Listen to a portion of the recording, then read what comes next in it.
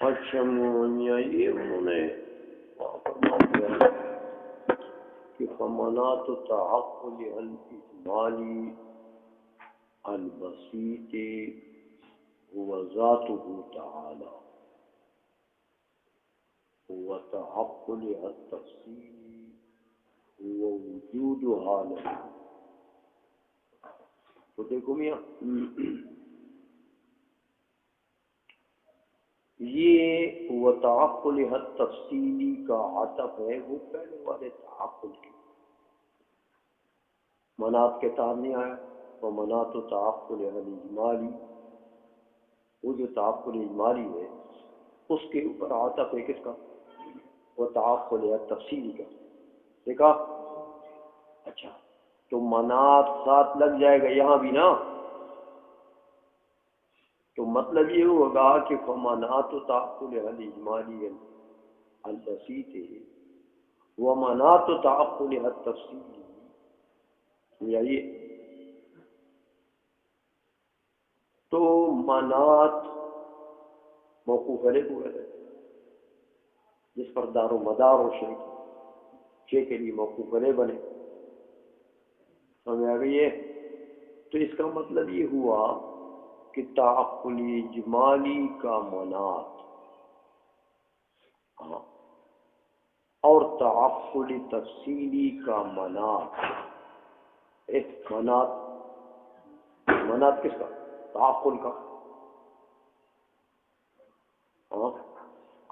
تو دونوں جگہ منات کا مضاف الیہ کون ہے؟ تعقل. تو میاں اس کا تو مطلب یہ ہے کہ تعقل کے لیے یہ دو منات ہوتے ہیں. دو منات ہوتے ہیں. ہمیں آ گئی ہے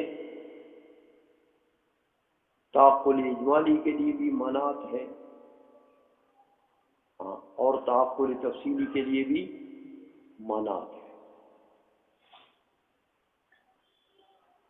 تو تعقل اجمالی کے لیے تو منات قرار دے دیا کس کو؟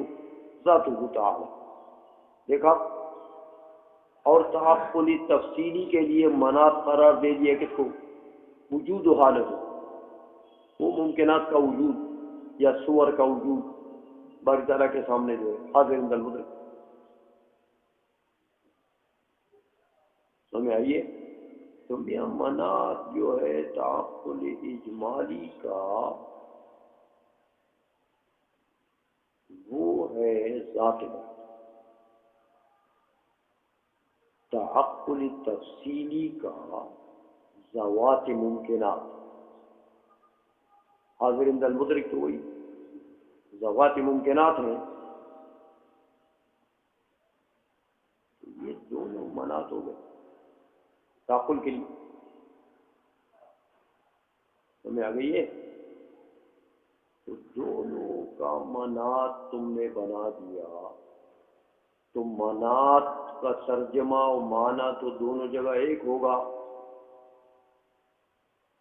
ہاں تو تعقل اجمالی کے لیے ذات بنا دیا اور تعقل تفصیلی کے لیے ذوات ممکنات بنا دیا. تو اے میاں تعقل تفصیل تو تعقل ہے کس کا؟ باری تعالیٰ کا. یہ جو تفصیلی علم ہے یہ بھی باری تعالیٰ کا علم کہلاتا ہے نا، اور اجمالی تعقل جو ہے وہ بھی باری تعالیٰ کا علم ہے. یہ باری تعالیٰ کے علم کے لیے تو منات ایک چیز ہونی چاہیے. دو چیزیں تو باری تعالیٰ کے علم کے لیے منات الگ الگ نہیں ہونی چاہیے. ہمیں آ گئی ہے؟ تو اس کا جواب دیتے ہیں منہیا کہ یار ہر جگہ جو علم اجمالی کی حیثیت الگ ہے، علم تفصیلی کی حیثیت الگ ہے۔ تو چونکہ تعقلین میں سے ہر ایک کی حیثیت الگ ہے، اسی لیے منات بھی الگ ہے۔ سمجھ میں آ گئی ہے؟ تو دیکھو میاں، تعقل اجمالی میں منات کیا چیز؟ منات بمعنی مبدأ انکشاف۔ سمجھ آئیے؟ تعقل اجمالی میں وہ ذاتہ تعالی، تو ذات باری تعالیٰ کی ذات مبدأ انکشاف ہے۔ سمجھ آئیے؟ اور تعقل تفصیلی میں منات بمعنی حاضر عند المدرک ہے۔ سمجھ آئیے؟ تو تعقلین الگ الگ ہیں کہ ایک باری تعالیٰ کا علم حقیقی ہے اور دوسرا علم مجازی ہے۔ تعقلین میں فرق ہے، اس لیے مناتین میں بھی فرق ہے۔ لہذا پہلے تعقل کے لیے منات مبدأ انکشاف، دوسرے تعقل کے لیے منات حاضر عند المدرک۔ سمجھ میں آ گئی ہے؟ اس لیے یہ مبدأ انکشاف سے بتا دیا کہ منات جو ہے صرف اور صرف تعقل اجمالی کے لیے منات مبدأ انکشاف ہے، وہ تعقل تفصیلی کے لیے ہاں دونوں مناتین ایک چیز نہیں ہے۔ سمجھ میں آ گئی ہے؟ چلو میں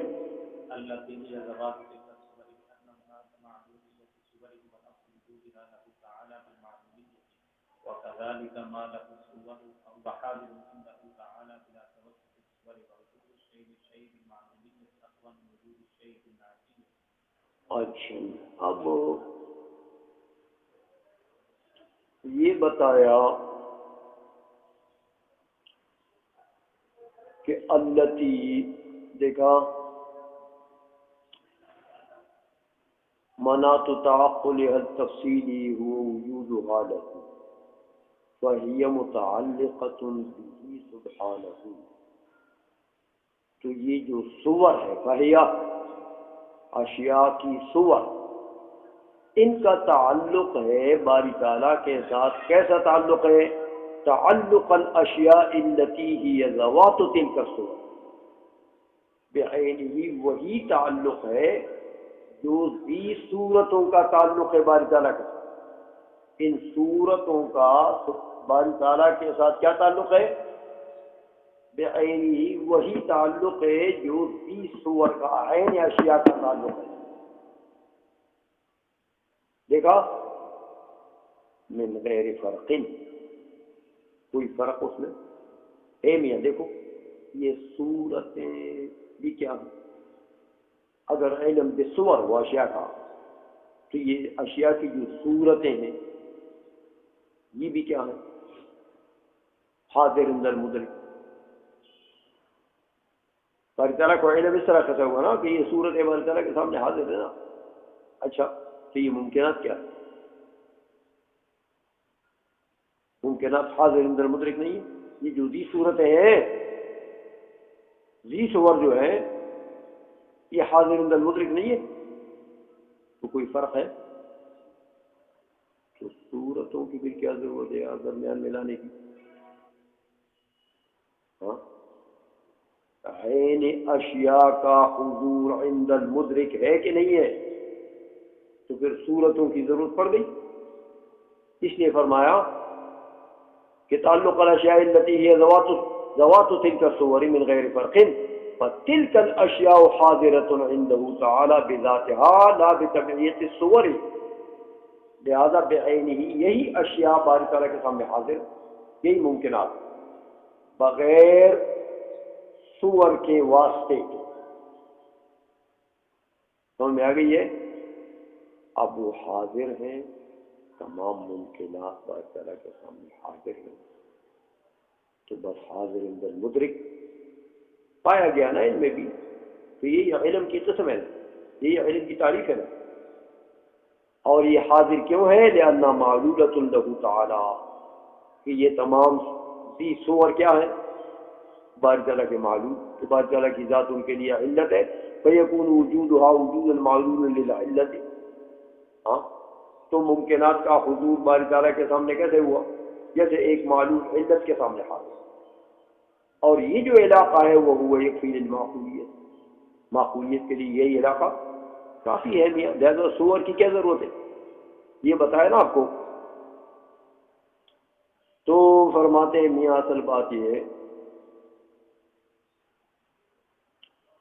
کہ دونوں کا تعلق یہ بتایا، صور کا جو تعلق ہے باری تعالیٰ کے ساتھ وہی تعلق بھی صور کا بھی ہے باری تعالیٰ کے ساتھ، حاضر عند المدرک، ہمیں آئیے تو صور کیا ہے؟ حاضر عند المدرک، تو اسی صور کیا ہے؟ اسی حاضر عند المدرک، ہمیں آئیے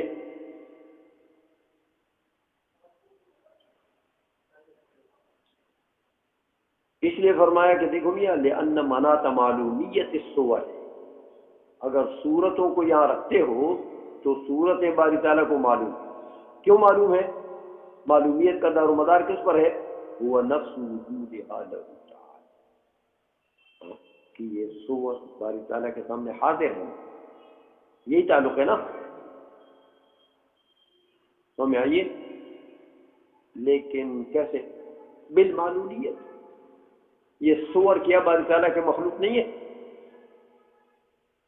تو یہ بھی معلوم ہے نا۔ اچھا تو وَكَذَلِكَ مَا لَهُ الصُّوَرُ، تو جو ذی صور ہے وہ کیا ایسے نہیں ہے؟ وہ باری تعالیٰ کے سامنے حاضر نہیں ہے بالمعلومیت، ممکنات، تو فَهُوَ حَاضِرٌ عِنْدَهُ تَعَالَى بِلَا تَوَسُّطِ الصُّوَرِ، ہاں تو یہ ممکنات جو ہے، یہ ذی صور جو ہے، یہ باری تعالیٰ کے سامنے حاضر ہے، صورت کے واسطے کی ضرورت نہیں ہے، بغیر صورت کے واسطے کے یہ تمام ممکنات باری تعالیٰ کے سامنے حاضر ہیں۔ اور کیسے حاضر ہیں؟ بالمعلومیت۔ صور کیسے تھے؟ حاضر تھے بالمعلومیت۔ تو یہ اشیاء عین اشیاء کیسے ہیں؟ حاضر ہیں بالمعلومیت۔ تو یہ صور کی کیا ضرورت ہے؟ جبکہ عین اشیاء حاضر ہیں بالمعلومیت، جیسے معلوم حاضر ہوتا ہے علت، تو یہ علاقہ اگر صور میں علم کے لیے کافی ہے تو ذی صور میں کافی نہیں، سمجھ آئیے؟ اس لیے فرمایا کہ میاں بلا توسط صور وجود شیء لشیء بالمعلومیت اقوى من وجود الشیء بالناعتیت۔ البتہ ایک بات اور ہے اے میاں کہ صور کا واسطہ اگر آ جائے تو علم حصولی ہو جائے گا، کہ وہ واسطہ صور جو علم حاصل ہو کیا ہوتا ہے؟ علم حصولی۔ تو علم حصولی کا علم کیا ہوتا ہے؟ حضوری، کیونکہ علم حصولی کیا ہے؟ نعت، نعت صفت منضمہ، تو صفت منضمہ کا علم موصوف کو کیا ہے؟ علم حضوری۔ تو علم حضوری ہو گیا، لیکن علاقہ کون سا پائے گا؟ ناعتیت۔ اور اگر یہ چیزیں خود حاضر ہوں باری تعالیٰ کے سامنے تو یہاں کون سا علاقہ پائے؟ یہ معلوم ہو باری تعالیٰ کو یہ چیزیں حاضر عند المدرک ہو، تو یہاں کون سا علاقہ پائے گیا؟ معلومیت۔ تو میاں معلومیت والا علاقہ اقوا ہے کہ ناعتیت والا اقوا ہے؟ تو جب معلومیت والا اقوا ہے تو پھر تو ترجیح اس کو ہونی چاہیے، صورتوں کو پھینک دو ٹوکری ادھر۔ سمجھ آئیے کہ وہ جو علم بنتے ہیں وہ تو ناعتیت کی وجہ سے بنیں گے نا، علاقہ ناعتیت سے، کہ وہ علم حصولی بنے گا، علم بالصور بنے گا۔ سمجھ آ گئی ہے؟ تو علاقہ ناعتیت سے تو یار علاقہ معلومیت اقوا، لہذا اقوا علاقہ پایا گیا کس میں؟ ممکنات میں، بدون صور، لہذا یہ باری تعالیٰ کو معلوم ہے، صور کی ضرورت تو نہیں رہی۔ سمجھ میں آ گئی ہے؟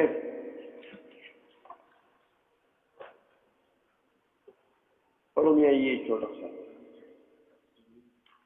ہاں یہ آگے کیونکہ انہوں نے بتایا